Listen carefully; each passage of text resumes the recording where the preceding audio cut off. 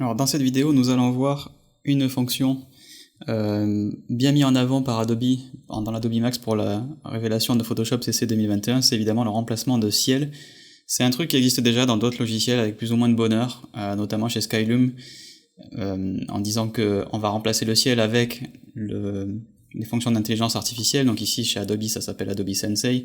Donc vous avez ici un exemple d'une image avant-après, et vous remarquez, en tout cas j'attire votre attention sur le fait que c'est pas juste un remplacement de ciel, il y a aussi la possibilité de changer l'ambiance de la couleur et l'ambiance de la lumière pour que le ciel corresponde évidemment à la photo, et donc ça c'est quand même plutôt bien vu. Donc on va ouvrir le fichier CR2, donc je vais glisser sur Photoshop 2021, c'est Camera Raw qui va s'ouvrir ici puisque évidemment c'est un fichier CR2.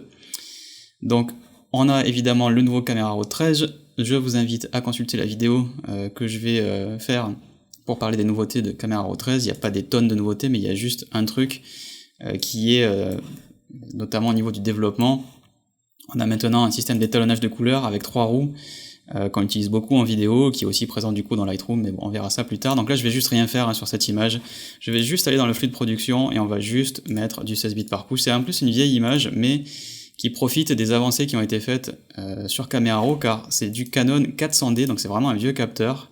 Et vous voyez qu'il y a vraiment une très bonne définition. Si vous ouvrez cette image, vous faites un voyage de 10 ans en arrière et vous l'ouvrez avec le Camera Raw d'il y a 10 ans, vous n'aurez pas du tout le même résultat.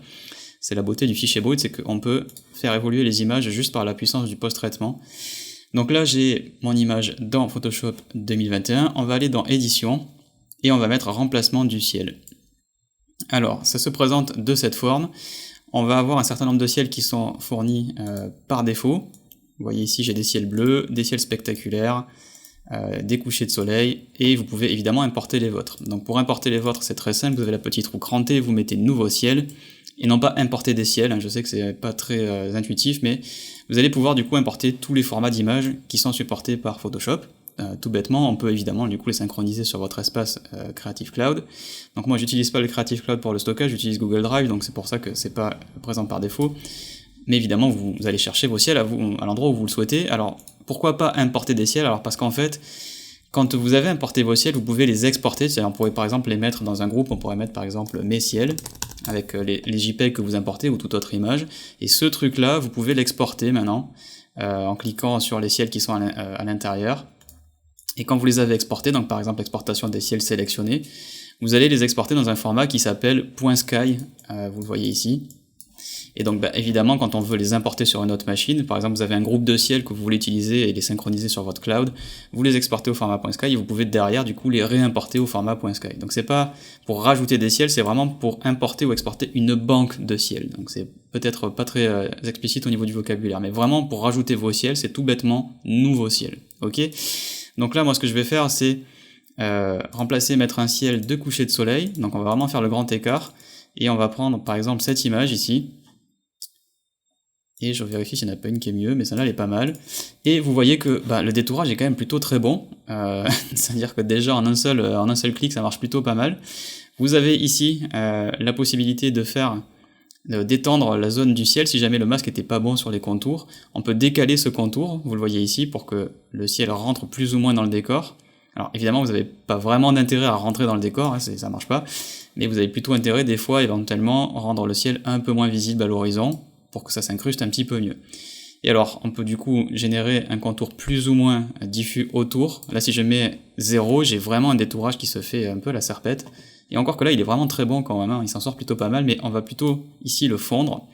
Et les réglages du ciel, ici on va pouvoir en changer la luminosité, pour s'adapter un peu à l'image d'origine, qui en l'occurrence ici mériterait peut-être d'être plus claire, puisque la direction du soleil est bonne. Si jamais la direction du soleil était pas bonne, on pourrait faire un effet de symétrie, ok. Bon là le ciel vient de la droite, enfin le soleil vient de la droite, donc évidemment c'est le bon côté, et on peut changer la température si jamais il était trop orangé, ou au contraire trop jaune. En l'occurrence ici, ça vaut le coup d'aller plutôt vers du froid. Pourquoi? Parce que le bleu du Danube, en l'occurrence, sans jeu de mots, va se marier un petit peu mieux par rapport à l'ambiance d'origine de la photo. Vous voyez le avant et le après, on s'en sort quand même vraiment très bien. La détection du contour est excellente, elle est bien meilleure que ce que fait Skylum avec Luminar, qui nous en a fait des caisses avec son remplacement de ciel avec intelligence artificielle, que personnellement j'ai pas vraiment trouvé être mis avec de l'intelligence artificielle, parce que clairement c'est quelque chose qui se base sur la couche de bleu, et pas vraiment sur du deep learning, ou en tout cas pas suffisamment, hein, vu les résultats.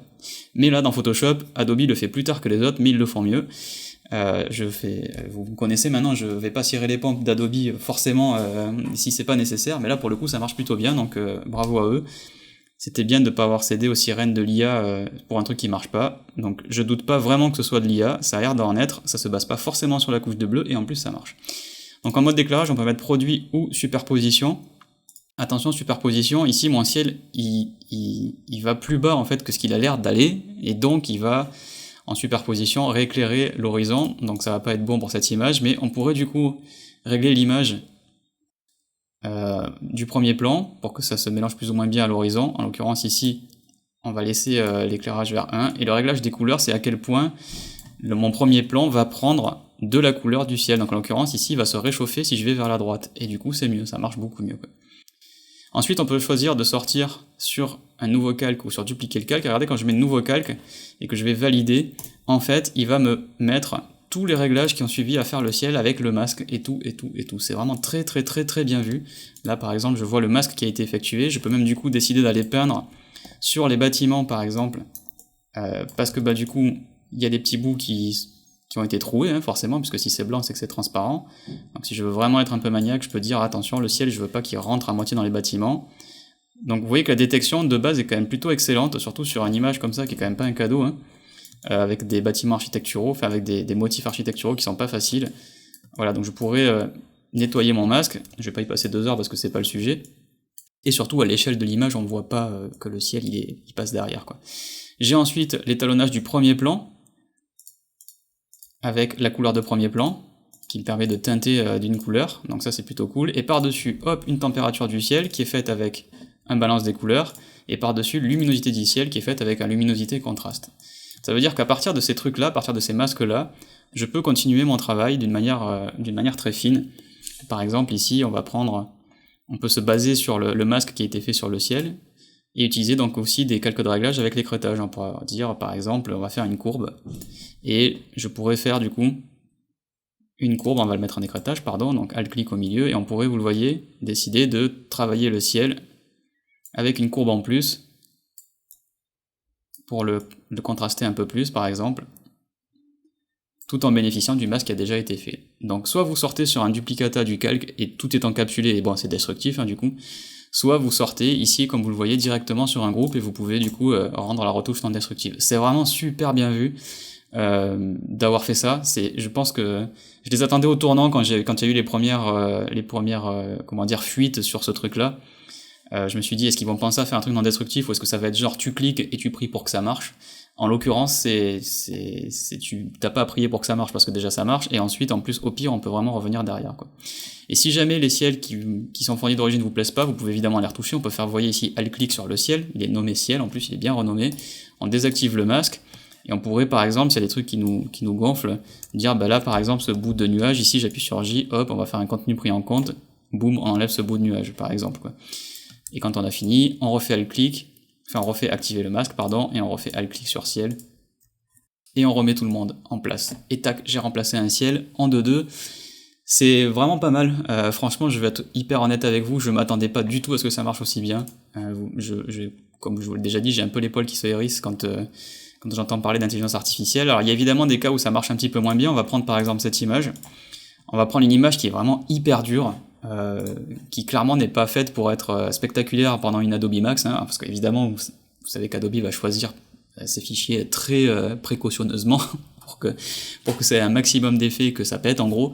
Là par exemple cette image, vous vous doutez bien que pour aller détourer le ciel à travers l'armature du London Eye à Londres, c'est vraiment pas un cadeau, surtout qu'en plus il est un peu bleuté lui aussi, il se mélange avec le ciel, enfin bref c'est galère quoi. Bon, on va quand même voir comment il s'en sort. On va faire édition, remplacement du ciel. Et alors évidemment, on va pas mettre un ciel de coucher de soleil, ce serait complètement stupide. On va mettre un ciel qui correspond à un ciel bleu de plus ou moins qui va bien avec cette ambiance quoi. Donc on va mettre ça me semble pas mal. Et du coup, on va regarder, donc on va zoomer. Et vous voyez que effectivement, toute l'armature au milieu, c'est compliqué là. Du coup, donc si on fait un décalage de contour, on va pouvoir révéler de la matière Alors on révèle aussi au milieu de l'ancien ciel, mais c'est pas grave, on les fera correspondre ensuite avec un calque de réglage. Donc ce qu'on peut faire, c'est aller se mettre peut-être avec la température. On va se mettre, la luminosité est bonne en fait, l'échelle est bonne, enfin tout est bon. On va mettre réglage de couleur pour que le premier plan prenne la couleur du ciel, et on va mettre nouveau calque. Et maintenant, ce qu'il faut faire, c'est faire en sorte que, soit je modifie l'arrière-plan pour que le bleu de l'ancien ciel, qui était un peu magenta, vienne plutôt sur du bleu, bleu plus cyan, ou l'inverse. Donc on peut prendre le ciel et faire un nouveau calque de réglage en balance des couleurs que l'on va écréter avec voilà la petite flèche, et on va dire, tu vas aller un peu plus vers le cyan et un peu plus vers le bleu. En l'occurrence, je suis sur le ciel, je suis en train de dire n'importe quoi, on va faire l'inverse en l'occurrence, on va faire aller un tout petit peu plus vers le magenta, Voilà, et vous voyez que du coup, on fait correspondre l'intérieur de l'armature avec le ciel. Vous voyez le avant et le après, voilà. Et maintenant, même s'il n'a pas vraiment parfaitement troué le motif, ça marche carrément. Donc j'ai remplacé le ciel, vous voyez, ça marche bien. Ou j'aurais pu faire donc ce que je voulais faire à la base, à savoir prendre l'arrière-plan, faire mon balance des couleurs là-dessus, à la place. Et donc lui, qui était donc un peu trop magenta, on le fait venir un peu plus cyan, dans les tons moyens et les tons clairs aussi surtout. Voilà. Alors attention que là du coup ça prend toute l'image aussi au passage, mais vous voyez que ça se mélange mieux avec la tamise, et l'intérieur de mon London Eye correspond au ciel que j'ai rajouté. Donc le fait qu'il me propose tous les calques comme ça prêts à l'emploi, c'est vraiment vraiment cool, parce que du coup, même s'il peut pas faire des miracles, même s'il est pas loin, on peut quand même s'adapter derrière pour faire notre remplacement du ciel de la meilleure façon. Donc c'est vraiment une fonction, ça fait un peu le wow effect sur scène, et comme je vous l'ai dit, je les attendais au tournant sur est-ce que ça marche vraiment avec des images un peu compliquées, mais en fait ouais, ça marche quand même avec des images qui sont pas faciles. Vous voyez là les petits trucs en fer, enfin voilà la structure, il y a juste ici où on mériterait de passer au milieu, et on a surtout la compression du ciel qui n'a pas été qui a pas rendu service, et du coup ça crée des artefacts de compression. Mais si vous amenez des ciels à vous qui sont vraiment bien encodés, parce que c'est des JPEG qui sont fournis avec, c'est pas top. Si vous avez une petite banque de ciel que vous avez pris en photo de voyage, franchement ça va vraiment le faire, ça va être super efficace, et en plus l'algorithme marche bien. Donc voilà pour le remplacement de ciel dans Photoshop CC 2021. C'est vraiment un truc qui a beaucoup été mis en avant, mais qui mérite d'être mis en avant parce que ça marche particulièrement bien. Maintenant, pour ressortir le débat, à quel point c'est hyper important d'avoir un remplacement de ciel qui se fait en 2 secondes, est-ce que vous faites ça tous les jours? Ça, je sais pas. Mais si vous faites beaucoup de paysages et que vous êtes amené à remplacer des ciels régulièrement, parce que le jour où vous faites votre voyage en Écosse, ce jour-là, il y a un ciel unique qui est un peu monotone, un peu embêtant, un peu ennuyeux, c'est vrai que ça vaut le coup. Et autant ne pas y passer 3 heures.